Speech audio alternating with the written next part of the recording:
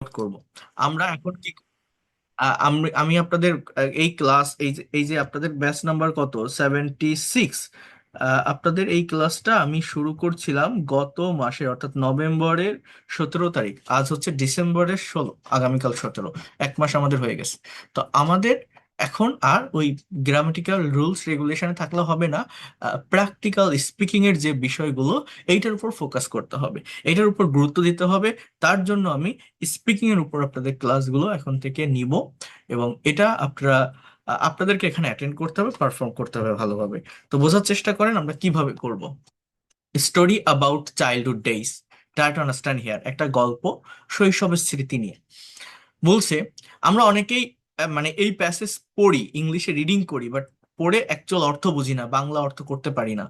আহ, এই প্যাসেজ পড়লে বা প্যাসেজ অ্যানালাইসিস করলে এর বেনিফিট কি জানেন? এখান থেকে স্পিকিং এর অ্যাবিলিটিটাকে ডেভেলপ করা যায়, এখান থেকে রিডিং এর স্কিলটাকে ডেভেলপ করা যায়, ভোকাবুলারি ডেভেলপমেন্ট আসে, রাইটিং এর ফরমেশন বোঝা যায়, একটা সেন্টেন্স ঠিক কিভাবে লেখা, কোথায় সাবজেক্ট, কোথায় ভার্ব, কোথায় ফ্রেজ, কোথায় অবজেক্ট, কোথায় ক্লজ, এগুলো বোঝা যায়। So that is needed.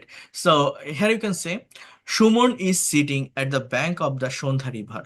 Suman Sandhya নদীর তীরে বসে আছে। সাবজেক্ট কে? সুমন। ভার্ব কে? Is sitting. Is sitting. প্রত্যেকটা ইংলিশ বাক্যে সাবজেক্টের পরে ভার্ব থাকে, বাংলায় কিন্তু ভার্ব লাস্টে থাকে, ইংলিশে ভার্ব কোথায় থাকে? সাবজেক্টের পরে। তাহলে Suman is sitting at the bank of the Sandhya river, Sandhya নদীর তীরে।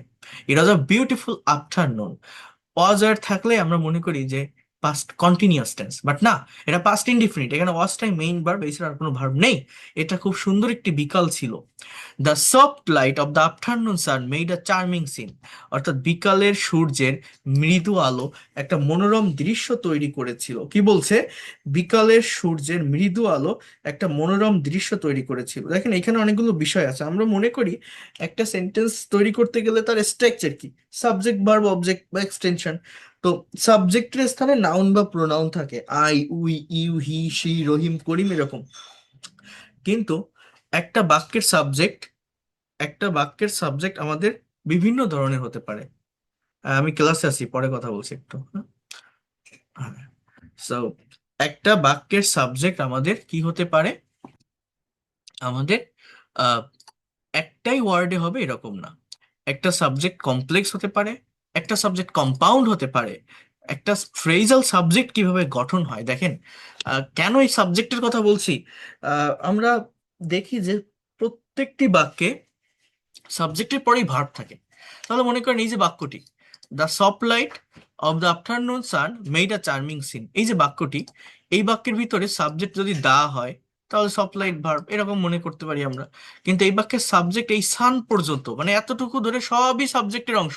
দেন এই মেড, মেক থেকে মেড, এটা ভার্ব। এই ভার্ব দেখে বোঝা যায় এটা কিভাবে লেখা বা কোন টেন্স, এটা পাস্ট ইনডিফিনিট টেন্স। আর চার্মিং সিন একটা মনোরম দৃশ্য, এটা এক্সটেনশন বা এটা অবজেক্ট। এটা কিভাবে হলো, এই যে বড় সাবজেক্টটা কিভাবে হলো জানেন? দেখেন এর ভিতরে একটা মেইন ওয়ার্ড আছে বা হেড ওয়ার্ড আছে, সেটা হচ্ছে লাইট। লাইট মানে কি? আলো। এই লাইটকে প্রি মডিফাই করছে সফট আর দা। এই দা আর সফট, এটা হচ্ছে প্রি মডিফায়ার অফ নাউন, অর্থাৎ এই দুটো হচ্ছে মূলত অ্যাজেক্টিভ। মডিফাই করছে কাকে? নাউনকে। যে লাইটটা কেমন? সফট, মৃদু আলো। ওকে। এবার অফ দ্য আফটারনুন সান, এটা হচ্ছে পোস্ট মডিফাই করছে লাইটকে, অর্থাৎ এটা হচ্ছে প্রেপোজিশন দিয়ে পোস্ট মডিফাই করা হচ্ছে। অফটা কি? একটা প্রেপোজিশন, দা আফটারনুন সান। বিষয়টা কেমন আমি বলি।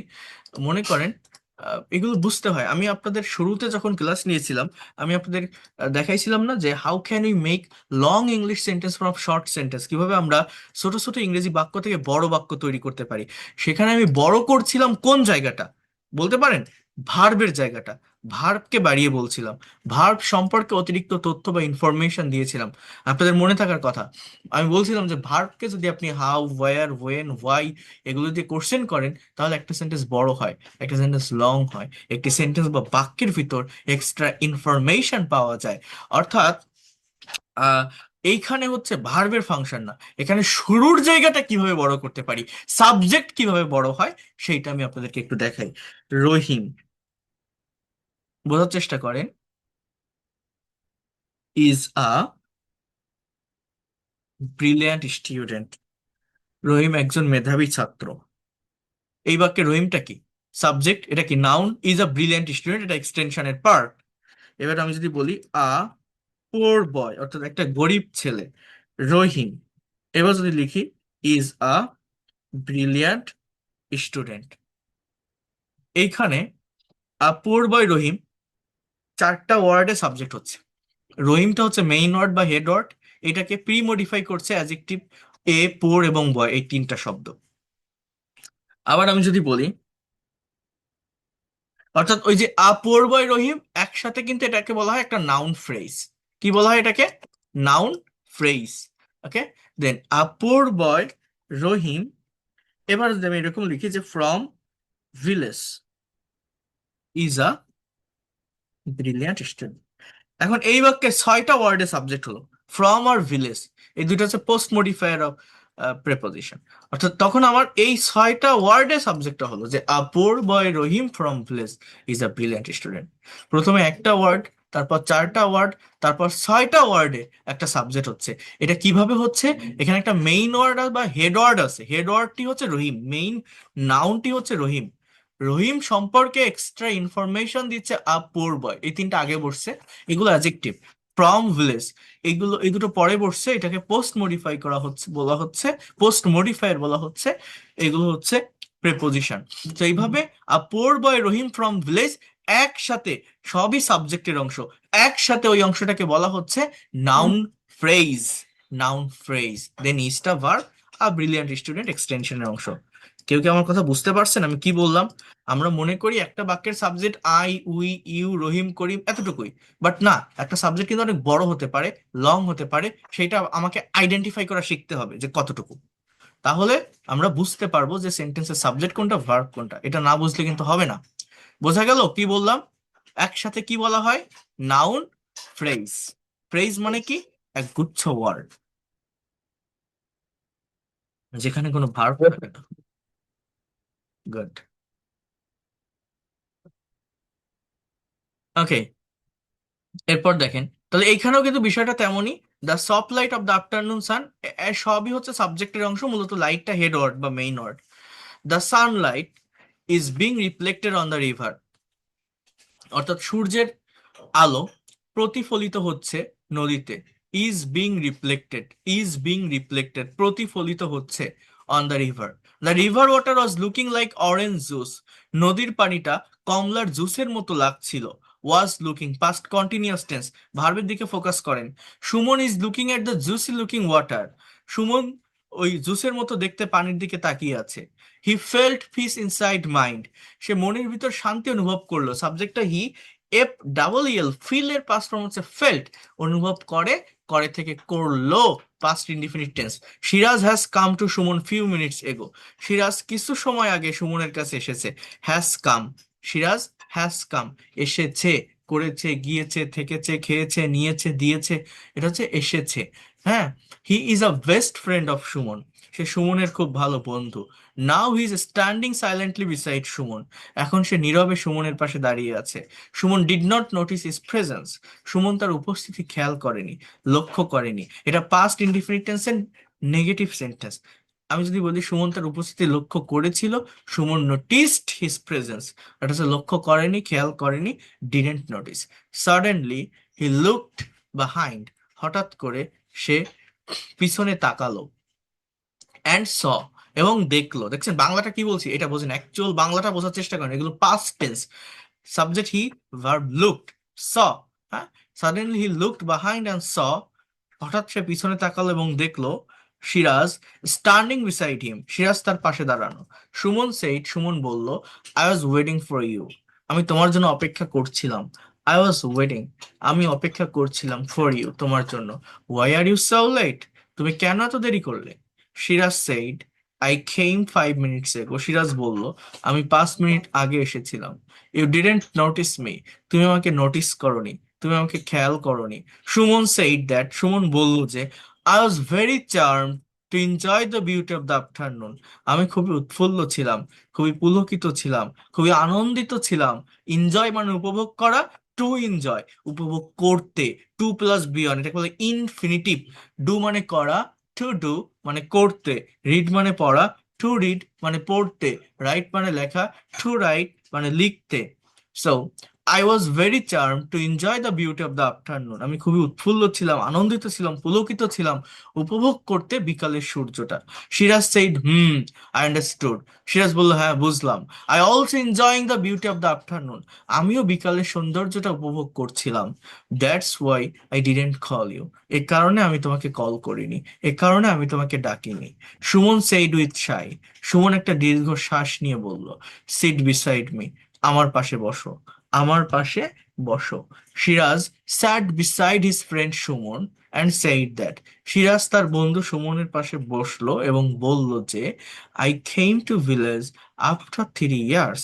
আমি 3 বছর পর গ্রামে এসেছিলাম। But I always miss the past days those I passed at village. কিন্তু আমি সর্বদা অতীতের দিনগুলোকে মিস করি, যেগুলো আমি আগে অতিক্রম করে এসেছি। Suman said nothing. সুমন কিছুই বলল না। The orange coloured light of the afternoon sun. এখানেও কিন্তু দেখেন এই এতটুকু ধরেই সব সাবজেক্টের অংশ, অর্থাৎ কমলা রঙের আহ, আলো বিকালের সূর্যের।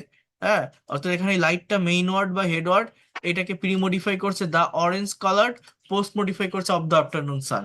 দেন reminded his memories with the Sandhya river. Remind, remember মানে স্মরণ করা, রিমাইন্ডেড পজিটিভ ফর্ম, স্মরণ করিয়ে দিয়েছিল তার স্মৃতিগুলোকে অতীতের দিনগুলোর সাথে। The orange coloured light of the afternoon sun reminded his memories with the Sandhya river. Then Siraj said, Siraj বলল, after how many days did you come to village. কতদিন পর তুমি গ্রামে এসেছিলে? After how many days did you come to village. কতদিন পর তুমি গ্রামে এসেছিলে? বলছে 10 years. I never thought there would be a meeting with you again. আমি কখনোই ভাবিনি যে তোমার সাথে আবার একটা আমার দেখা হবে। আফটার কামিং টু ভিলেজ, গ্রামে আসার পর, আই হার্ড, আমি শুনলাম, ইউ কেম টু ভিলেজ, তুমি গ্রামে এসেছিলে। I collected your number from your nephew, আমি তোমার নাম্বার সংগ্রহ করেছিলাম তোমার নিফিউ বলতে ভাতিজার কাছ থেকে। 3 ইয়ার্স এগো, 3 বছর আগে, নিফিউ মানে ভাইপো বা ভাতিজা যেটাকে বলা হয়। 3 বছর আগে, আই কেম টু ভিলেজ, আমি গ্রামে এসেছিলাম। ইন উইন্টার ভ্যাকেশন, শীতের ছুটিতে। Then I asked for your number to your nephew, তারপর আমি তোমার নাম্বার জিজ্ঞাসা করেছিলাম তোমার ভাতিজার কাছে বা তোমার ভাইপোর কাছে। তোমার নাম্বার আমি জিজ্ঞাসা করেছিলাম। That time he did not know your number. সে সময়, সে সময় সে তোমার নাম্বার জানতো না। That time he did not know your number, but today after collecting your number, কিন্তু আজ তোমার নাম্বার সংগ্রহ করার পর, আই কল্ড ইউ, আমি তোমাকে কল করলাম। ফাইনালি উই মেট ইস আদা আফটার 5 ইয়ার্স। MEET, মিট থেকে মেট, অর্থাৎ অবশেষে আমরা দেখা করলাম একে অন্যের সাথে 5 বছর পর। ইস আদার মানে কি, একে অন্যের সাথে 5 বছর পর, অর্থাৎ এটাকে বলা হয় রেসিপ্রোকাল প্রোনাউন। হ্যাঁ, আমি আপনাদের গ্রামাটিক্যাল ক্লাস নিব। সো ইয়েস উই ডিড, হ্যাঁ আমরা করলাম। Siraj said with a smile on his face. Siraj তার মুখে একটা হাসি নিয়ে বলল, you became very fat. Become থেকে বিকেম, সেন্টেন্স দেখবেন সাবজেক্ট কোথায় আছে, ভার্ব কোথায় আছে, ভার্ব দেখে টেন্স আইডেন্টিফাই করবেন, তাহলে একটা বাক্যের অ্যাকচুয়াল অর্থ বোঝা যায়। Suman said you too. Suman বলল তুমিও। বলছে, do you have in mind the childhood days that we pass together. তোমার কি অতীতের দিনগুলো মনে আছে যেটা আমরা একসাথে পার করেছিলাম বা অতিক্রম করেছিলাম? বলছে, of course I shall never forget those days. আমি কখনোই ওই দিনগুলো ভুলবো না। Now days my mind always likes to go back to the childhood days. আমার মন এখন, এখানে লাইক মানে পছন্দ করা না, লাইকের মানে চাওয়া। আমার মন সর্বদা অতীতের দিনগুলোতে ফিরে যেতে চায়। How interesting those days were. কত সুন্দর ছিল ওই দিনগুলো। বলছে, do you have in mind the days we flew away from school. তোমার কি ওই দিনটা মনে আছে আমরা স্কুল পলায়ন করেছিলাম? বলছে, yes I shall never forget those days. আমি কখনোই ওই দিনগুলো ভুলবো না। ইফ ইট ইজ পসিবল, যদি এটা সম্ভব হয়, I would go back to the days again. আমি ওই দিনগুলোতে আবার ফিরে যেতে চাই। বলছে, we can not go back to the first days. আমরা অতীতের দিনগুলোতে ফিরে যেতে পারি না। We only can remember the memories of past days. আমরা কেবল অতীতের স্মৃতিগুলোকে স্মরণ করতে পারি। Do you have in mind the day we crossed swimming the Sandhya river for the first time in mind. তোমার কি ওই দিনটা মনে আছে আমরা প্রথমবারের মতো সন্ধ্যা নদী পার হয়েছিলাম? Yes, still I can see the picture of the day. হ্যাঁ, আমি এখনো ওই দিনটাকে দেখতে পারি। While we reach the mid river, যখন আমরা মাঝ নদীতে পৌঁছালাম, আই ফেল্ট ভেরি ফ্রাইটেন্ড, আমি খুবই ভয় পেয়েছিলাম। Looking at the bank of the river, নদীর তীর দেখে। বলছি, yes, you like to come back from the mid river, তুমি মাঝ নদী থেকে ফিরে আসতে চেয়েছিলে, তুমি মাঝ নদী থেকে ফিরে আসতে চেয়েছিলে। আহ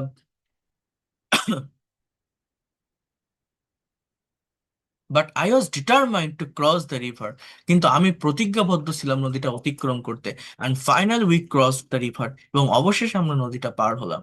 do you remember sitting on the sand, we wrote our names on the sand with finger? কি বলছে, তোমার কি মনে আছে বালির উপর বসে আমরা আমাদের নাম লিখেছিলাম হাতের আঙুল দিয়ে? বলছে, we felt like we conquered many things, আমরা এমনটা অনুভব করেছিলাম যে আমরা সবকিছু জিতে নিয়েছি। We felt like we conquered many things. বলছে, do you have in mind in return journey, তোমার কি ফিরে আসার জার্নিটা মনে আছে? We made a boat with the banana trees, আমরা কলা গাছ দিয়ে একটা নৌকা তৈরি করেছিলাম। বলছে, we cross the river on our return journey riding that boat, আমরা নদী অতিক্রম করেছিলাম, মানে আমরা ফিরে এসেছিলাম ওই কলা গাছের তৈরি নৌকা, মানে কলার ভেলা যেটাকে বলা হয় ওইটাই চড়ে। বলছি, it was the best journey in my life, এটা আমার জীবনের সেরা একটা জার্নি ছিল। I rode many vehicles like bikes, cars, but I felt the best joy that day by riding the boat made by banana tree, কিন্তু আমি জীবনের সেরা আনন্দটা অনুভব করেছিলাম ওই কলা গাছ দিয়ে বানানো নৌকাটা চড়ে। সো এই যে সেন্টেন্স গুলো আমি বললাম, এই যে আমি দেখলে বুঝতে পারছি কোনটা জেরান্ড আর কোনটা মেইন ভার্ব, কোনটা পার্টিসিপল কোনটা মেইন ভার্ব, কোনটা সাব ভার্বের পাস্ট ফর্ম, রাইট থেকে রোড। হ্যাঁ, এই যে ফাংশন গুলো, ফিল থেকে ফেল্ট, বা কোথায় ফ্রেজের ব্যবহার হচ্ছে, কোথায় বড় সাবজেক্ট হচ্ছে, এটা আপনাকে বুঝতে হবে। এই যে আমি এখন পড়তেছি না, আপনার কাছে অনেক ইজি মনে হচ্ছে, সহজ মনে হচ্ছে, বাট আমি আপনাকে প্যাসেজ দিব, এগুলো আমার করার কথা না, আপনাকে করতে হবে। আপনি নিজে একবার পড়তে যান, বিভিন্ন জায়গায় প্রবলেম ফেস করবেন। আপনি ইংলিশ পড়তে পারবেন, বাট অ্যাকচুয়াল অর্থটা সবাই বের করতে পারে না, সবাই বুঝে উঠে পারে না। প্র্যাকটিসটা করতে হবে রিডিং এর। এই প্র্যাকটিসটা করলে ল্যাঙ্গুয়েজটাকে দ্রুত ডেভেলপ করা যায়। এই প্র্যাকটিসটা করলে একটা সেন্টেন্সের রাইটিং এর ফরমেশন কি বোঝা যায়, রিডিংটা ডেভেলপ হয়, নতুন ভোকাবুলারি থাকলে সেখান থেকে ভোকাবুলারি ডেভেলপমেন্ট আসে। আর স্পিকিং এর ডেভেলপমেন্ট এখান থেকে কিভাবে করতে হয় জানেন? এই যে একটা গল্প আমি পড়লাম, এইটা হচ্ছে একটা ইনডাইরেক্ট স্পিচ, সরি ডাইরেক্ট স্পিচে লেখা, মানে দুইজনের ভিতরে একটা কথোপকথন হচ্ছে। সুমন আর কি যেন নাম, সিরাজ, দুইজনের ভিতরে কথোপকথন হচ্ছে। এখন এই যে ডাইরেক্ট স্পিচ, এইটাকে আপনি ইনডাইরেক্ট স্পিচে বর্ণনা করতে পারবেন। That will increase your speaking ability. কেমন জানেন? মনে করেন এই যে প্যাসেজটা আমি পড়লাম, এখন আমি বলছি যে ভাই বা ম্যাডাম, আপনারা তো এই গল্পটা শুনলেন, এই গল্পটা এবার আপনি একটু বলেন তো, সামারি করেন তো যে কি ছিল গল্পটাতে। আপনি আমাকে বললেন যে স্যার, গল্পটা এরকম ছিল, দুইজন বন্ধুকে নিয়ে, দুইজন বন্ধু তাদের শৈশব নিয়ে কথা বলছিল, এবং তারা তাদের শৈশবের স্মৃতিচারণগুলো করছিল, যে তাদের ওই অতীতের দিনগুলো কেমন ছিল। তারা অনেকদিন পর একজন আরেকজনের সাথে দেখা করলো, তারপর তারা তাদের অতীতের দিনগুলো নিয়ে কথা বলছিল, যে একদিন তারা স্কুল পলায়ন করেছিল, তারপর কলা গাছ দিয়ে নৌকা তৈরি করেছিল, তারা ফিরে আসার জার্নিটা এরকম ছিল। এই যে কথাগুলো আমি বাংলায় বললাম না, এই কথাগুলো আপনি ইংলিশে বলতে পারবেন? যদি পারেন, তাহলে আপনার এখান থেকে স্পিকিং এর ডেভেলপমেন্টটা আসবে। আবারও বলছি, আপনি ইংলিশে কিভাবে বলবেন? মনে করেন এটা আমি পড়লাম, আপনি দুইবার তিনবার চারবার পড়েন। এইবার আমি আপনাকে বলছি যে স্টোরি অ্যাবাউট চাইল্ডহুড ডেজ, আমি আপনাকে বললাম যে আপনি যে গল্পটা পড়লেন বা আমি আপনাকে যে গল্পটা দেখালাম, এটা আবার আপনি একটু আমাকে বলেন তো কি দেখলেন বা কি পড়লেন। তো আপনি কি বলছেন আমাকে? যে sir, I have just heard a story, I have just heard a story about childhood days that happens between two friend, Suman and Shiraz. They are two friends. They are in different place. After so many time or after long time, they met with each other. Then they were remembering, their childhood memories. They talked with each other about so many things. At a time, they were talking about their school life. Shumon said to Shiraz that, do you have mind? We flew away from school. Then Shiraz answered Yes, I still remember that day. After that, they talked about their journey of, you can say that, uh, their journey of riding a boat made by banana tree. Before that, they told with each other about crossed swimming, crossed by swimming a river. There were a big river. When they came in front of river or bank of the river, they tried to, they tried to, you can say, uh, mm, they tried to pass or they tried to over the river from one side to another side. When they reached into the mid river by swimming, Shiraz felt very frightened after looking at the bank of the river. But Shumon was determined. After that, they reached their safety. In the time of their returning journey, they made a boat by banana tree and they uh, crossed the river in return journey by riding that boat made by banana tree. And Shiraz said that uh, it was his best experience. He also said he rode many vehicles like bike, cars, and so many things, but it was the best journey of his life. So in this way, they finished their story. The story is completed. So এই যে কথাগুলো আমি বললাম, আমার মনে যা আসছে যেভাবে আসছে আমি তাই বলছি। এটা আপনি যদি একটু পড়াশোনা করে আরো সুন্দর করে সাজিয়ে গুছিয়ে বলতে পারেন, that will be better for you. আমার কথা বুঝতে পারছেন? আমি তো একবারই পড়লাম, আপনাদের সামনে একবারই বললাম। তো আপনি একটু যদি প্র্যাকটিস করে এটা বলেন, তাহলে এখান থেকে এই যে thinking ability, thinking power, recalling power, speaking অ্যাবিলিটির ডেভেলপমেন্টটা আসে। আমি কি বোঝাতে পারছি আপনাদের কি করতে হয়?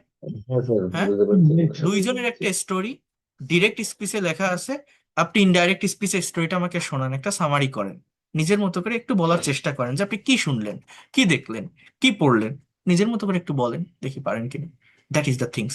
এখন আমি এরকম স্টোরি আপনাদের 2টা 3টা 4টা 5টা দিব, দিলে আপনারা কি একটু পারবেন রিডিং করতে, প্র্যাকটিস করতে? বলেন। অবশ্যই। অর্থাৎ এই যে আজকে আমি ক্লাসে পড়লাম, এটা আমি পড়বো না, এটা কিন্তু আমি আপনাদেরকে দিয়ে পড়াবো, ভুল হলে আমি ধরাই দিব। এখন কাজটা আপনাদের, টু ওয়ে কমিউনিকেশন, যেটা আপনাদের দিয়ে আমি কাজ করাবো, আপনাদের দিয়ে রিডিং করাবো, দেন আপনাদের আমি ওই ল্যাঙ্গুয়েজ ক্লাবের ভিতরে অ্যাড করবো, এখানে আপনি স্পিকিং করতে পারবেন, বুঝতে পারবেন, না হলে হঠাৎ করে এখানে স্পিকিং করতে পারবেন না। কিন্তু এই যে টাস্ক গুলো দিচ্ছি, এই যে কাল কাজগুলো দিচ্ছি, আজকে যে কথাটা বললেন স্যার, প্রথমে মানে সে কথাগুলো আমি কিছু বুঝতে পারিনি, মানে আমার কথাগুলো আসছিল না। হ্যাঁ, মানে কি কালকে যে কোন ক্লাসের সাথে অ্যাড করেছিলেন সেই কথাটা আমি বেশি। বলছি। তো এই যে বিষয়গুলো আমি দেখাচ্ছি বা এই যে বিষয়গুলো আমি বলছি, এই বিষয়গুলো আমি আবারও বলছি, এখানে আপনাদের প্র্যাকটিসের উপর ডিপেন্ড করবে আপনি পারবেন কি পারবেন না। আমি আমার জায়গা থেকে যে স্ট্র্যাটেজি, যে টেকনিক ফলো করানোর আমি করাবো এখন থেকে, কারণ আমরা প্র্যাকটিক্যাল ল্যাঙ্গুয়েজের ভিতর মুভ করছি। I am telling you again, so you have to perform here, you have to practice a lot. Have you understood what I have said? বুঝতে পারছেন কি বলছি? ওকে, সো এটা একটু করতে হবে। আচ্ছা, এখন আমি একটা রিডিং এর ভিতর, সরি, একটা কনভারসেশনের ভিতর যাব। এই কনভারসেশনটা খুবই সিম্পল একটা কনভারসেশন, খুবই বেসিক একটা কনভারসেশন, বাট আপনারা যদি দেখেন, আপনারা যদি একবার অ্যানালাইসিস করেন, আপনারা বুঝতে পারবেন যে এত সহজ সেন্টেন্স, এত ছোট ছোট বাক্য, তারপরেও আমাদের প্রবলেম হচ্ছে। কেন হচ্ছে, কোথায় হচ্ছে? দেখেন, conversation, a guest in the house talk with a boy in the family. একজন অতিথি ও ছেলের মধ্যে কথোপকথন। অতিথি বলছে, তোমার নাম কি? সবুজ নামের একটা ছেলে বলছে, আমার নাম সবুজ। তাহলে এখানে এটার অর্থ, মানে ইংলিশ এটা কি হবে, যে হোয়াটস ইউর নেম? বলছে, মাই নেম ইজ সবুজ। বোঝার চেষ্টা করেন। বলছে, তুমি কি করো সবুজ? বলেন তো এটা ইংলিশে কি হবে, যে তুমি কি করো সবুজ?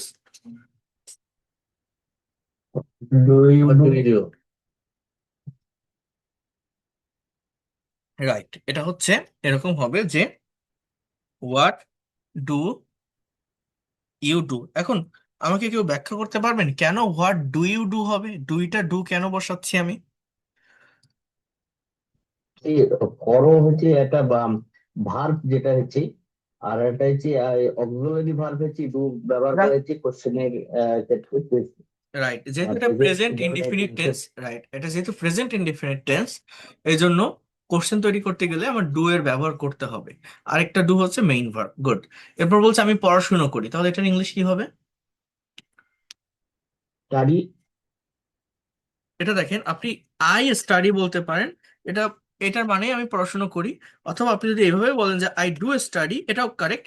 তখন কি হয়, তখন ওই ডুটা মেইন ভার্ব আর স্টাডিটা একটা নাউনের কাজ করে, নাউন। ঠিক আছে, যেমন আমি কাজ করি, আই ওয়ার্ক, ওয়ার্ক মানে কাজ করে, এটা একটা ভার্ব। কিন্তু আপনি যদি বলেন আই ডু ওয়ার্ক, এর মানেও আমি কাজ করি। অর্থাৎ এখানে ডুটা ভার্ব, ওয়ার্কটা নাউন। বুঝতে পারছেন কেউ বিষয়টা আমি কি বললাম?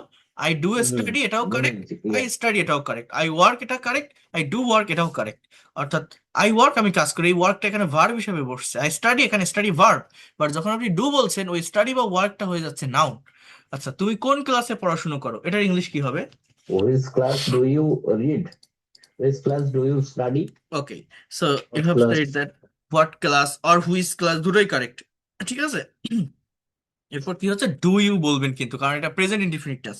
Which class do you study, বোঝার চেষ্টা করেন। এরপর সপ্তম শ্রেণীতে Study seven study class seven. Class seven. Class at class I 7, study in class 7. Class 7 in দিলে কি হবে? হবে। আচ্ছা, তুমি কোন স্কুলে পড়ো, এটা কি হবে? Which school do you read okay, or which study? School do you read or study, বলছে ঢাকা মডেল স্কুল। এইবার এই বাক্যটা কি হবে বলেন তো? In. হ্যাঁ, এবার বলছে দেখেন, ইন হবে, সমস্যা নাই, ইন বসতে ওই পারবে। তুমি কবে তুমি থেকে তুমি পড়ছো, পড়ছো? এটার ইংলিশ কি হবে এই When will স্কুলে? you study in this school?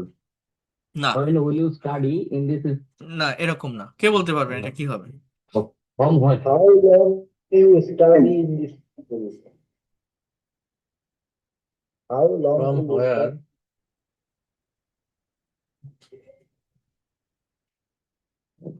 এই How long are you study in this school?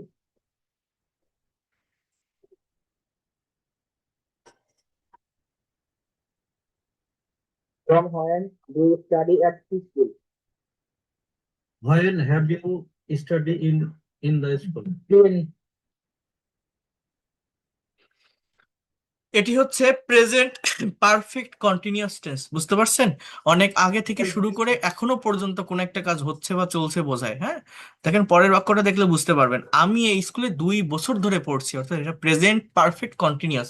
কেমন হয় জানেন কোশ্চেনটা? যে কবে থেকে, তাহলে এই স্কুলে তুমি কবে থেকে পড়ছো, তাহলে এটা হচ্ছে এরকম হবে, ফ্রম হোয়েন, এভাবে লিখতে হবে। Have you been, have you been studying, studying, from when have you been studying in this school? From when have you been studying in this school? in this ঠিক আছে, এটা প্রেজেন্ট পারফেক্ট কন্টিনিউয়াস। অ্যান্সারটা কি? I have been studying, I have been studying study in this school, school for, for ধরে বোঝালে for বসবে, for 2 years, for 2 years. 2 years. বুঝতে পারছেন কি বললাম? I have been studying in this school for 2 years, I have been studying in this school for 2 years. এবার বলছে তোমার বাড়ি থেকে স্কুল কত দূর, কে বলতে পারবেন এটা কি হবে?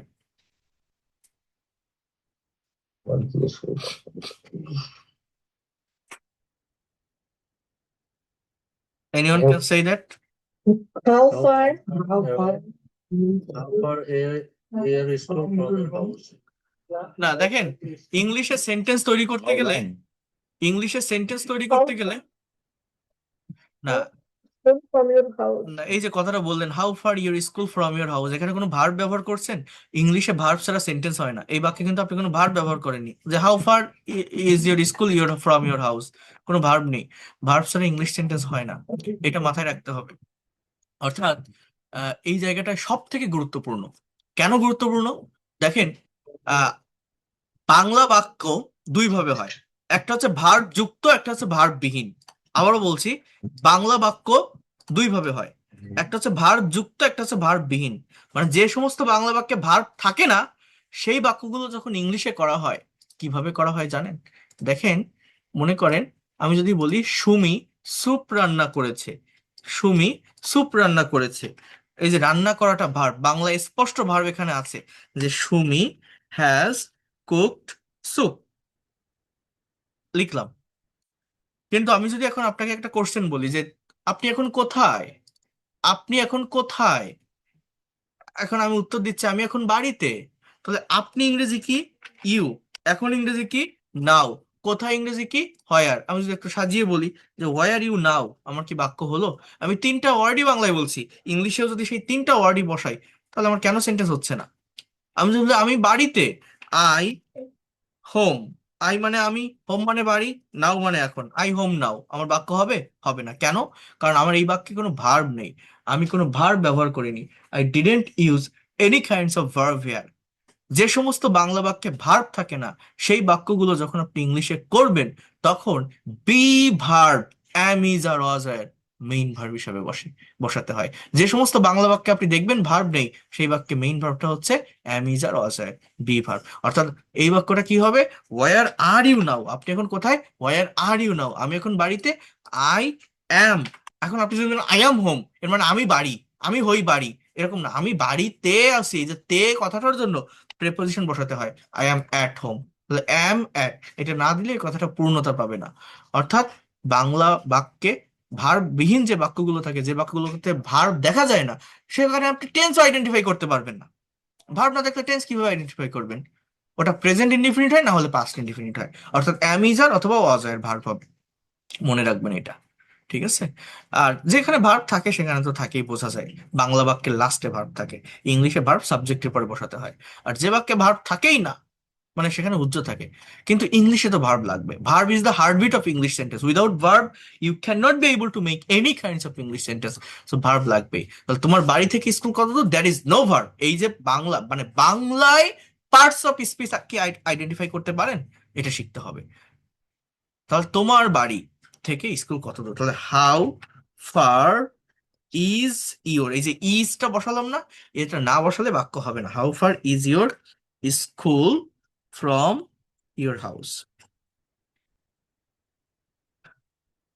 বলছে প্রায় 2.5 মাইল হবে। It's near about 2.5 mile. It's মানে ইট ইজ। আমার কথা কেউ বুঝতে পারছেন? আমি যে কথাটা বললাম যে যে সমস্ত বাংলা বাক্যে ভার্ব থাকে না সেখানে ভার্ব কি হবে? অ্যাম, ইজ আর বা ওয়াজ আর, এইগুলো হচ্ছে ভার্ব হয়, ঠিক আছে? যেমন আমি যদি বলি যে বাংলাদেশের আবহাওয়া পরিস্থিতি সুবিধাজনক নয়, বাংলাদেশের আবহাওয়া পরিস্থিতি সুবিধাজনক নয়, এখানে আপনি কোনো ভার্ব পাবেন না। আমি যদি বলি সে গান গেয়েছে, এই যে গেয়েছে শব্দটা ভার্ব, কিন্তু আমি এরকম একটা বাক্য বলছি যে বাংলাদেশের আবহাওয়া সুবিধাজনক নয়, the weather condition of Bangladesh is not convenient, এই যে ইজ, এটাই আমার ভার্ব। এটা এটা না ব্যবহার করলে বাক্য হবে না, কিন্তু বাংলায় কিন্তু কোথাও নেই, এই জন্য আমরা ব্যবহার করি না। এই যে প্রায় 2.5 মাইল হবে, এটা দেখে আপনারা অনেকে ভার্ব ব্যবহার করবেন না, বাট এখানে ভার্ব লাগবে, ঠিক আছে? It is near about two and half এটাই মাইল। হ্যাঁ, আচ্ছা। তোমার ক্লাস কখন শুরু হয়, বলেন তো এই বাক্যটার ইংলিশ কি? তোমার ক্লাস কখন শুরু হয়, এটার ইংলিশ কি হবে? When will start? দেখেন, when your class start, when do your class start, when is your class start, এরকম বলছেন আপনারা, তাই না? কিন্তু এরকম না, এটা when will না, will হবে না, এটা প্রেজেন্ট টেন্স, শুরু হয় অ্যাজ ইউজুয়াল হয়, আর ইউ না। দেখেন When will এটা কি জানেন, এই যে বাক্যটা ওয়েন রাইট, এই যে কথাটা একজন বলছেন ওয়েন ডাজ, ডাজ হতে পারে কিন্তু ডাজও হয় না। মানে এই বাক্যটার অ্যাপ্রোপ্রিয়েট সেন্টেন্স কেমন জানেন? এটা হচ্ছে একটা প্যাসিভ ভয়েস। দেখেন ক্লাসের কি হাত পা আছে? ক্লাস কি নিজে নিজে শুরু হতে পারে? আমি যদি বলি কে তোমার ক্লাস নেয়, who will take your class, এটা সহজ, মানে কে নিবে, হু উইল টেক, বা কে নেয়, হু ডাজ, এভাবে আপনি কথাটা বলতে পারেন। কিন্তু এই যে তোমার ক্লাস কখন হয়, ক্লাসের কি হাত পা আছে? ক্লাস কি চলতে পারে? ক্লাস কি একটা ইনঅ্যাক্টিভ ওয়ার্ড? ইনঅ্যাক্টিভ মানে এটা প্যাসিভ ভয়েস, এটা প্রেজেন্ট ইনডিফিনিট টেন্স, শুরু হওয়া। তাহলে এটার ইংলিশ কেমন জানেন? দেখেন when, will your class start now? না, when is your class started, প্যাসিভ ভয়েসে মেইন ভার্বের অলওয়েজ V3 হয়, পাস্ট পার্টিসিপল হয়, started. Is, am, is are plus V3, present indefinite টেন্সের প্যাসিভের structure. When is your class started, when is your class started, এইটা হচ্ছে এই যে বাংলাটা দেখছেন এটার অ্যাকচুয়াল ইংলিশ ট্রান্সলেশন। বলেন তো কি বললাম? when is your class started, তোমার ক্লাস কখন শুরু হয়। am is আর প্লাস ভি থ্রি। কিন্তু মানে কনভারসেশনের ক্ষেত্রে কথাটা বোঝেন, আগে মিউট রাখেন please, I am requesting to all of you, mute রাখেন। কনভারসেশনের ক্ষেত্রে, স্পিকিং এর ক্ষেত্রে যতটা পারা যায় প্যাসিভ অ্যাভয়েড করতে হয়। কি বললাম? কনভারসেশন বা স্পিকিং এর ক্ষেত্রে যতটা পারা যায় প্যাসিভ অ্যাভয়েড করতে হয়। কারণ প্যাসিভ একটা সেন্টেন্স বা বাক্যকে অনেক কমপ্লেক্স তৈরি করে ফেলে, হ্যাঁ, জটিল করে ফেলে। এজন্য অ্যাক্টিভের ব্যবহার করা শিখতে হয়। প্যাসিভ ভয়েস মূলত ব্যবহার হয় রিটেন ইংলিশে, রাইটিং এর ক্ষেত্রে। আপনি যদি কনভারসেশন বা কমিউনিকেশন বা স্পিকিং এ প্যাসিভ ব্যবহার করেন, এটা ভালো হয় না, ব্যবহার করাটা সুবিধাজনক নয়। কারণ কি, স্পিকিংটা কি, আপনার অপোজিট পার্সনটাকে আপনার কথা বুঝাই দিতে পারলে হচ্ছে কমিউনিকেশন করা। কমিউনিকেশন, কনভারসেশন, স্পিকিং এ গ্রামাটিক্যাল সিলি মিস্টেক, ওটা কোনো মিস্টেকের ভিতর পড়ে না। মিস্টেক, গ্রামারের মিস্টেক কোনো মিস্টেক না। কারণ আপনার অপোজিট পার্সনটাকে আপনার বোঝাতে হবে, সেখানে ছোট ছোট ভুলগুলোকে মেজর কোনো মিস্টেক হিসেবে ধরা পড়ে না। কিন্তু ফ্রি হ্যান্ড রাইটিং এ এটা মেজর একটা মিস্টেক হতে পারে। মানে তোমার ক্লাস কখন শুরু হয়, when is your class started, এটাই কারেক্ট। কিন্তু স্পিকিং এর ভাষায় এখানে যেহেতু একজনের সাথে আরেকজনের কনভারসেশন হচ্ছে, এই কথাটাকে অ্যাক্টিভের মতো করে ধরে বলা যায় এইভাবে যে when does your class, এখানে কিন্তু ডাজ হবে স্টার্ট। কেন এরকম হবে, ডাজ কেন হবে? এখানে সাবজেক্টটা কি, class, third person singular number, your কোনো সাবজেক্ট না। ইওর কিন্তু কোনো সাবজেক্ট না, ইওর একটা অ্যাডজেক্টিভ, ওই ক্লাসকে মডিফাই করে, নাউন বা প্রোনাউন না। আমরা অনেকে ইওর, দেয়ার, হার এটাকে প্রোনাউন বলি, এটা প্রোনাউন না। এখানে এখানে মূল সাবজেক্ট হচ্ছে ক্লাস, ইওর ক্লাস, এটা নাউন ফ্রেজ, অর্থাৎ subject third person singular number, এই জন্য ডাজ বসাতে হয়। When does your class start, মানে আপনি যদি এটাকে অ্যাক্টিভ ভয়েসে লেখেন তাহলে বাক্যটা এরকম, when does your class start. আর এটা আসলে অ্যাক্টিভ না, এটা মূলত প্যাসিভ। তো প্যাসিভে লিখলে এরকম, when is your class started. কেউ কি বোঝেন এই যে দুইটা বাক্য লিখলাম আর আমি কি বললাম? কোনো কিছু বুঝতে পারেন আপনারা? জি স্যার, বুঝতে পারছি। কিন্তু ওই যে প্যাসিভটা কিন্তু আমি বুঝতে পারছি না যে মানে ওটা তো বললেন ঠিক আছে, নিয়মগুলো বুঝলাম, কিন্তু কোশ্চেনের ক্ষেত্রে প্যাসিভটা বোঝা কঠিন হয়ে যাচ্ছে। হ্যাঁ, এটা হচ্ছে প্রেজেন্ট ইন্ডিপেন্ডেন্টের প্যাসিভ। প্রেজেন্ট ইনডিফিনিট টেন্সের প্যাসিভ, রাইট।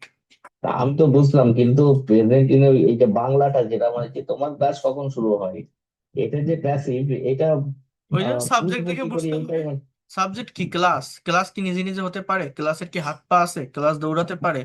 কেউ একজন ক্লাস নিবে, যে নিবে মানে যে কর্তা, তাকে এখানে মেনশন করা হচ্ছে না। তাকে অমিটাকে, এখানে কর্মটাকে মেনশন করা হচ্ছে, ক্লাসটাকে মেনশন করা হচ্ছে। কে ক্লাস করাবে সেটাকে বলা হচ্ছে না, ঠিক আছে? এই জন্য এটা বেসিক। যেখানে সাবজেক্ট উল্লেখ না থাকবে সেটাই হচ্ছে প্যাসিভ ভয়েস। সাবজেক্ট ইনঅ্যাক্টিভ এখানে। আচ্ছা, এবার বলছে যে সকাল 10টায়, তাহলে মাই ক্লাস ইজ স্টার্টেড যদি আমি অ্যাক্টিভ করি, তাহলে ক্লাস মাই, মানে যদি প্যাসিভে করি তাহলে সেন্টেন্সটা এরকম হবে যে, দেখেন জাস্ট অ্যাট 10 AM এরকম দিবেন না, ফুল সেন্টেন্স লিখবেন, my class is started at 10 AM, at 10 AM। আর যদি আপনি এটাকে অ্যাক্টিভে বলেন, জাস্ট মাই ক্লাস স্টার্টস, একটা এস হবে, মাই ক্লাস, STARTS, যেহেতু সাবজেক্টটা থার্ড পারসন সিঙ্গুলার, এটা প্রেজেন্ট ইনডিফিনিট টেন্স, এজন্য এরকম হবে অ্যাট 10 AM। আমি বলছি যে স্পিকিং এর ভাষায় এই অ্যাক্টিভ ব্যবহার করা যায়, অ্যাট 10 AM এরকম বলতে পারেন যে my class starts at 10 AM। কিন্তু এই বাক্যটা সত্যিকার অর্থে মানে যে বাংলাটা আমরা দেখতে পারছি, এটা যদি অ্যাকচুয়াল ট্রান্সলেশন করি, এটা অ্যাক্টিভের না, এটা প্যাসিভের বাক্য। এই জন্য আমি দুটোই লিখলাম। এবার বলছে যে তুমি বাসা থেকে কখন বের হও, বলুন তো এটার ইংলিশ কি হবে? When do you leave home? when do you leave from home, from home, বাসা থেকে, ঠিক আছে। আচ্ছা, বলছে যে আমি তো হেঁটে যাই না, এটা ইংলিশ কেমন জানেন? I don't go on foot. তবে কি তুমি বাসে যাও? But do you go by bus? Sabuj বলছে ইয়েস, হ্যাঁ। এবার বলছে যে তোমার স্কুলে কতজন ছাত্রছাত্রী আছে, কেউ বলতে পারেন এই বাক্যটার ইংলিশ কি? এই যে তোমার স্কুলে কতজন ছাত্রছাত্রী আছে। How many students is in risk? How many students How many class are is there in school? এই দেখেন, এই যে অনেকে বলছেন হাউ মেনি স্টুডেন্টস, অনেকে How many are there in your school? Right, are there, কেন আর দেয়ার হবে বোঝেন, কেন আর দেয়ার হবে? এখানে অনেকেই বলছেন হাউ মেনি স্টুডেন্টস তাহলে প্লুরাল মানে ছাত্রছাত্রীরা হ্যাঁ সেটা থাকলো, কিন্তু দেয়ার কেন হবে বা আর কেন হবে? আছে ইংরেজি কি? আছে ইংরেজি তো হ্যাভ। হ্যাভ মানে আছে, দেয়ার মানে আছে না? আছে ইংরেজি হ্যাভ, তাহলে কেন দেয়ার হবে? সো আমি যদি বলি how many students have your school, হবে না? কেন হবে না? অনেকে বলছে how many students in your school, অর্থাৎ এখানে কিন্তু কোনো ভার্ব আপনি ব্যবহার করেননি। অনেকে হ্যাভের হ্যাভের কথাটাও বলছেন, কিন্তু এখানে এটার ইংলিশ হচ্ছে এটা যে মানে how many students are there in your school. কেন আর দেয়ার হয়? হ্যাভ মানে কি বা হ্যাজ মানে কি আছে? আমি যদি বলি মাঠে 3টা গরু আছে, তাহলে সাবজেক্ট কে? মাঠ। দ্য ফিল্ড, মাঠে 3টা গরু আছে। দ্য ফিল্ড হ্যাজ 3 কাউ, হবে না? হবে না। কেন হবে না জানেন? ওই গরুগুলো মাঠের না। হ্যাভ হ্যাজ হ্যাড মানে আছে বা ছিল, এটা হচ্ছে কারো অধিকারে কোনো কিছু আছে বা কারো মালিকানায় কোনো কিছু আছে বা ছিল, অধিকার বা মালিকানা। Have has had. আর কোনো একটা জায়গায়, বুঝবেন কিন্তু, কোনো কিছুর অবস্থান বা অস্তিত্ব বোঝাতে অ্যাম ইজ আর ওয়াজ আর এর ব্যবহার হয়। কোনো একটা জায়গায় কোনো কিছুর অবস্থান বা অস্তিত্ব, অর্থাৎ মাঠে 3টা গরু আছে, গরুগুলো মাঠের না, মাঠে আছে। মাঠ একটা প্লেস, একটা জায়গা। জায়গা কখনো সাবজেক্ট হতে পারে না, নাউন প্রোনাউন হতে পারে না, এটা একটা অ্যাডভার্ব, অ্যাডভার্বিয়াল ফ্রেজ। অর্থাৎ এখানে সাবজেক্টটা মূলত ওই গরু। এই জন্য ইংলিশটা এরকম হয় যে দেয়ার আর 3 কাউস ইন দ্য ফিল্ড। ঠিক আছে? তো তোমার স্কুলে কতজন ছাত্রছাত্রী আছে? ছাত্রছাত্রীগুলো স্কুলে। স্কুল একটা প্লেস, একটা জায়গা, একটা অ্যাডভার্ব, নট স্কুলের। স্কুলে। এই জন্য how many students are there in your school. আমি যদি বলি আমাদের গ্রামে একটা নদী আছে, there is a river in our village. আমাদের গ্রামে একটা পোস্ট অফিস আছে, there is a post office in our village. আকাশে অনেক তারা আছে, there are many star in the sky. এখানে the sky have many star না, আকাশের অনেক তারা না, আকাশে। ঝুড়িতে 10টা আপেল আছে। এখন আপনি যদি বলেন যে 10 আপেল হ্যাভ দ্য বাস্কেট, হবে না? আপেলগুলো ঝুড়ির না তো, ঝুড়িতে আছে। ঝুড়ি একটা place. There are 10 apple in the basket. এই আমার লেখা যে বইটা আপনারা নিয়েছেন, স্পিক ইংলিশ উইথ সোনামুখ, এই বইয়ের 29 এবং 30 চ্যাপ্টারে, 29 বা 30 একটু দেখে নিবেন, এই how to say time in English, ইংরেজিতে কিভাবে সময় বলতে হয়, এবং ইন্ট্রোডাক্টরি ইট অ্যান্ড দেয়ার এর ব্যবহারটা সুন্দরভাবে দেওয়া আছে, অনেক এক্সাম্পল আছে। ওই ক্লাসটা আপনি একটু কমপ্লিট করবেন, তাহলে এটা বুঝতে পারবেন, কারণ এটা শেখা দরকার, জানা দরকার আমাদের। তাহলে এটার ইংলিশ কি? How many students are there in your school. দেখেন হ্যাভ হ্যাজ মানে আছে বা হ্যাড মানে ছিল, আবার অ্যাম ইজ আর এর মানেও কিন্তু আছে বা ছিল। কিন্তু হ্যাভ হ্যাজ হ্যাড হচ্ছে কারো অধিকারে কোনো কিছু আছে বা ছিল বোঝায়, আর অ্যাম ইজ আর হচ্ছে সাবজেক্ট নিজে কোনো জায়গায় আছে বা ছিল বোঝায়। যেমন আমি যদি বলি হি ইজ ইন ঢাকা, সে ঢাকায় আছে। আমি যদি বলি হি হ্যাড আ ক্যাট, তার একটা বিড়াল ছিল, অর্থাৎ অধিকার। কিন্তু আপনি যদি বলেন হি ওয়াজ আ ক্যাট, হ্যাড মানে ছিল, ওয়াজ মানেও ছিল। তাহলে আপনি যদি বলেন হি ওয়াজ আ ক্যাট, এর মানে কেমন জানেন? যে সে একটা বিড়াল ছিল। সে একটা বিড়াল ছিল, কিন্তু উত্তর হচ্ছে তার একটা বিড়াল ছিল। হি হ্যাড আ ক্যাট, এরকম। So how many students are there in your school? বলছে প্রায় 900 জন। There are 900 students in my school. আমার কথা বুঝতে পারছেন? এই দেয়ার এর ব্যবহারটা কোথায় হয়? আমি কি বোঝাতে পারলাম আপনাদের? ক্লিয়ার? ওকে, আমি বুঝতে পেরেছি। স্যার ওটা Yes. পিডিএফ পাঠিয়ে দেবেন, দেখা এক গেল এটাই দিব, ব্যবহার পিডিএফ দিব। এক একটা সেন্টেন্সের অ্যানালাইসিস করলে কত কিছু পাওয়া যায় জানেন? Can you imagine that? আচ্ছা, এবার বলছে যে তোমার কোন বিষয় সবচেয়ে বেশি ভালো লাগে? Which subject do you like most, বা just you can say which is your favourite subject. আমার ইতিহাস সবচেয়ে ভালো লাগে, আই লাইক হিস্ট্রি মোস্ট। তোমার সবচেয়ে প্রিয় খেলা কোনটি? Which is your favourite game? Football. Okay, may you live long. So যাই হোক, এই যে দুইজনের ভিতরে একটা কনভারসেশন, সিম্পল একটা কনভারসেশন, আপনারা দেখলেন সেন্টেন্স গুলো কত সিম্পল, দেখতে মনে হয় ক্লাস 2-3 বাচ্চারাও পারে। কিন্তু দেখেন আলোচনা করার কত কিছু এই জায়গাটাতে আছে, কত বিষয় সম্পর্কে আমরা জানি না, অজানা আমাদের। তো এই জন্য এগুলো আমি পড়তেছি, ইংলিশ বলতেছি, আপনাদের কাছে সহজ মনে হচ্ছে। আপনি একটা বাংলা থেকে ইংলিশ করে দেখেন, পদে পদে বিভিন্ন জায়গায় আপনি প্রবলেম ফেস করবেন। একটা সেন্টেন্স দেখতেছেন, দেখে আপনি বলবেন এটা প্রেজেন্ট পারফেক্ট, না পাস্ট ইনডিফিনিট, না পাস্ট পারফেক্ট, না পাস্ট পারফেক্ট কন্টিনিউয়াস। এই যে কথাগুলো সবগুলোই অতীতের টেন্স। তাহলে কোনটার ভিতর হবে? কনফিউশনে পড়ে যাবেন। এখান থেকে অ্যাকচুয়াল যে টেন্সটা হবে সেটা আপনাকে বাছাই করতে হবে, আইডেন্টিফাই করতে হবে, সেভাবে সেন্টেন্সের ট্রান্সলেশন করতে হবে। এটা নিজেদের কাছে ডিপেন্ড করে। আপনি যদি নিজে একটু সময় দিতে পারেন, এটার প্রতি একটু প্র্যাকটিস করতে পারেন, নিজে বুঝতে পারবেন আপনার দুর্বলতা কোথায়, আপনার ভুল কোথায়, আপনার কোন জায়গা ডেভেলপ করতে হবে। প্র্যাকটিক্যাল সিচুয়েশন গুলো ফেস না করলে আমি যত ক্লাস নিই, 1000টা ক্লাস নিলে কোনো লাভ হবে না। এটা আপনাদের করতে হবে। আর এখন থেকে সবগুলো ক্লাস আমি নিব, এবং আমি যে কয়টা ক্লাস নিব এগুলো সবই প্র্যাকটিক্যাল হইতে হবে। প্রত্যেকটা ক্লাস অনেক গুরুত্বপূর্ণ হবে, কেউ মিস করবেন না, বলে রাখলাম।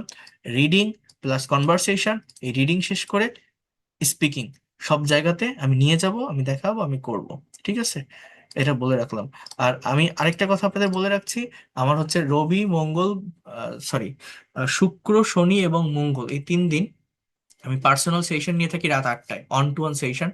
এই যে বিষয়গুলো দেখাচ্ছি বা মডাল প্যাসিভ, এগুলো যারা ভালোভাবে পারেন না, ব্যাসে যারা ক্লাস করে বোঝেন না, আমি কিন্তু অন টু অন সেশন নিয়ে থাকি, পার্সোনালি স্টুডেন্টসদের প্রত্যেকটা বিষয় সলভ করে থাকি, বুঝিয়ে থাকি, এটা করে থাকি। এবং এটা আপনাদের ব্যাচেরও শুরু করব। আপনাদের আহ, আমি বলছিলাম টোটাল কোর্স ফি 2,000 টাকা, যেটা ক্লিয়ার করে আবারও বলি, সোজা কথা, আপনারা 1,000 টাকা অ্যাডভান্স করে ক্লাস করেছিলেন, কেউ কেউ সুযোগ দেয় না, কোনো কোচিং এ নেই, তারপরে আমি সুযোগটা দেই। আমি বলছিলাম বাকি 1,000 টাকা পরবর্তী মাসে দিবেন বা আপনার সুবিধা মতো টাইমে দ্রুত দেওয়ার চেষ্টা করবেন। তো যাদের বকেয়া আছে, বাকি 1,000 টাকা পরিশোধ নেই, 2-1 দিনের ভিতরে দেওয়ার চেষ্টা করবেন। আপনার কোর্স ফি কমপ্লিট থাকলে আপনি ল্যাঙ্গুয়েজ ক্লাব পাবেন, আজীবন মেম্বারশিপ পাবেন, পার্সোনাল সেশন পাবেন, কারণ এগুলোতে আলাদা পরিশ্রম করতে হয়। এই ক্লাস তো থাকবে, এই ক্লাসের বাইরে আলাদা করে টাইম দিতে হয়, এগুলোর জন্য অনেক পরিশ্রমের প্রয়োজন হয়। তো যাদের কোর্স ফি কমপ্লিট থাকে, এটা আমি তাদেরকেই নিয়ে থাকি। আর যারা কোর্স ফি কমপ্লিট করবেন না, অনেকে বলবে পরের মাসে দিব, 1 মাস পরে দিব, বা এই করবো ওই করবো, তারা পিছায় পড়বেন। আমি একটা বলে রাখলাম, কারণ আমার কিন্তু স্টুডেন্টস প্রতি মাসেই আসতেছে, প্রতি মাসেই নতুন ব্যাচ হচ্ছে, ধরতেছি। আমার 10 জন থাকুক, সেই 10 জনই ফ্লুয়েন্ট বা এক্সপার্ট হয়ে যাক, আমি সেটাই চাই। সেভাবেই আমি তাদের পিছনে এফোর্ট দিতে, পরিশ্রম করতে রাজি। তো এর জন্য আমি তো এর বাড়তি কোনো টাকা চাই না। আপনি যত দিন না পর্যন্ত এক্সপার্ট এবং ফ্লুয়েন্ট হবেন, আপনি থাকতে পারবেন। আপনার 3 মাস ওভার হয়ে গেলেও যদি আপনি নতুন কোনো ব্যাচে যুক্ত হতে চান, ক্লাস করতে চান, সেটাও করতে পারবেন, আলাদা কোনো টাকা দিতে হবে না। বাট আমার যে মেইন কোর্স ফি 2,000 টাকা, 2,000 টাকা, এটা আপনাকে পরিশোধ করতে হবে। তো এটা যারা করেননি এখনো, তারা 2-1-এর ভিতরে দেওয়ার চেষ্টা করেন। তাহলে আপনি ল্যাঙ্গুয়েজ ক্লাব, পার্সোনাল সেশন সহ এই ক্লাসগুলো ধারাবাহিকভাবে, প্র্যাকটিক্যাল জায়গাটা, কারণ এখন হচ্ছে টার্নিং পয়েন্ট, এই জায়গা থেকে আপনাকে ডেভেলপ করতে হবে। অনেকেই ক্লাস করে ধৈর্য হারিয়ে ফেলে, ধৈর্য থাকে না, বোঝে না, শেখে না, চলে যায়। কিন্তু আমি কিভাবে বোঝাই, আমি কিভাবে শেখাই, এটা তো আপনারা দেখছেন, আপনারা জানেন। কি হয় জানেন, আপনি ক্লাস করছেন, 15টা 16টা 20টা ক্লাস করলেন, আপনি বুঝতে পারলেন না, আপনি ক্লাস বন্ধ করে দিলেন, আরেক জায়গায় চলে গেলেন। ওই ঘুরে ফিরে 2 মাস 3 মাস পর এসে বলে কি, স্যার, আমি আপনার এততম ব্যাচের স্টুডেন্ট ছিলাম, আমার 1,000 টাকা পরিশোধ করা ছিল, 1,000 বকেয়া ছিল, বাকি টাকা দিলে কি আমাকে নতুন ব্যাচে যুক্ত করবেন? এরকম বলে, অনেকেই আছে, আমার প্র্যাকটিক্যাল এক্সপিরিয়েন্স থেকে বলছি। ওই ঘুরে ফিরে আবার আসে 2-3 মাস পরে, আমার কাছেই তার আশা লাগে। তো ওই সময় আসলে কি হয় জানেন, আপনি এখন যে মন নিয়ে ইংলিশ শিখতে আসছেন, যে ক্লাসটা করতে আসছেন, যে ইফোর্টটা দিচ্ছেন, এখন যে ইচ্ছাটা আপনার আছে, একবার যদি আপনি এই জায়গা থেকে ব্যর্থ হয়ে যান, ফল ডাউন করেন, আপনার ইংলিশ শেখার ইচ্ছা আর এইভাবে থাকবে না, শিখতে ইচ্ছা করবে না, ওই মন আর থাকবে না। হয়তো জোরে পড়ে, চাপে পড়ে আপনি আবারও শিখতে চাচ্ছেন ওই 2-3 মাস পরে এসে, বাট এই ইফোর্ট আপনি আর দিতে পারবেন না কখনোই। এই জন্য এইখান থেকে সরে যাবেন না, এই জায়গাটা ধরে রাখেন। আমি বলতে পারি, আমি আপনাকে অ্যাসিওর করতে পারি, আপনি এই যে প্র্যাকটিক্যাল ক্লাসগুলো নিচ্ছি, আপনি আর 10টা ক্লাস করেন, আপনি যদি এক্সপার্ট না হতে পারেন, তখন আপনি বলবেন। কারণ ফার্স্ট মান্থে আমি যে ক্লাসগুলো নিয়েছি, rules regulation, tense, model, semi model, passive, এগুলো নিয়ে আলোচনা করেছি, বেসিক থিংস। এখন দেখাচ্ছি প্র্যাকটিক্যাল বিষয়গুলো। ইংলিশ ল্যাঙ্গুয়েজে আমি বলছি আমার কোর্সে 70টা ক্লাস। এটা 70টা ক্লাস মানে 70টা নতুন টপিক না। এটা আপনাকে বুঝতে হবে, ইংলিশ ল্যাঙ্গুয়েজে খুব বেশি কিছু নেই। আমি শুরুতেই বলছিলাম, 7টি পয়েন্ট দিয়েছিলাম: sentence, sentence component, parts of speech, verb, modal, semi modal, tense, passive voice. আমি বলছিলাম এই 7টি টপিক সম্পর্কে যদি আপনার কনসেপ্ট থাকে, আপনি ইংলিশ এক্সপার্ট, আপনি ফ্লুয়েন্ট হতে পারবেন, কথা বলতে পারবেন। বাট এই 7টি টপিক আপনাকে ডিটেলসে জানতে হবে। তো 70টা ক্লাস মানে 70টা নতুন জিনিস না, এটা কি প্র্যাকটিস ক্লাস। রেগুলার হয়তো আপনাকে বিভিন্ন টপিকের উপর স্পিকিং প্র্যাকটিস করতে হবে। প্র্যাকটিসটা মেইনলি ইম্পর্টেন্ট। এই প্র্যাকটিস করার জন্য সর্বোচ্চ আর 10টা ক্লাস দরকার আপনার। যে 10টা ক্লাস এই আজকে যেভাবে নিচ্ছি, ভেঙে ভেঙে যে টেন্স অ্যানালাইসিস করলাম বললাম, এরকম 10টা ক্লাসে আমি একটা না, 10টা কনভারসেশন প্লাস রিডিং আর স্পিকিং টপিক আলোচনা করবো। আজকে শুধু রিডিং দেখাইছি, সাথে স্পিকিংটা অ্যাড হবে। দেন আপনাকে প্র্যাকটিস করতে হবে, প্র্যাকটিস সেশনের মধ্যে আসতে হবে। এইভাবে আপনি এই জায়গা থেকে ডেভেলপমেন্টটা পাবেন। এরপর রাইটিং এর জন্য আলাদা কিছু ক্লাস আছে, বা আমি আইএলটিএস এর কিছু ডেমো ক্লাস নিয়ে থাকি আলাদা, সেটা দেখাবো, সেটা পরের বিষয়। বাট এইখান থেকে আপনি যদি ধৈর্য হারা হয়ে যান, বিচ্যুত হয়ে যান, ক্লাস করতে না পারেন, না থাকেন, আপনি ব্যর্থ হয়ে যাবেন। এতটুকু আমি বলে রাখলাম। কি করবেন সেটা আপনাদের ব্যাপার। ঠিক আছে, so that's all for today. আর যদি আপনাদের কারো কোনো কোশ্চেন থাকে, প্রশ্ন থাকে, হোয়াটসঅ্যাপ নক দিন জানান। আর এই ক্লাসের রেকর্ড পিডিএফ ফাইল আমি দ্রুতই দিয়ে দিচ্ছি।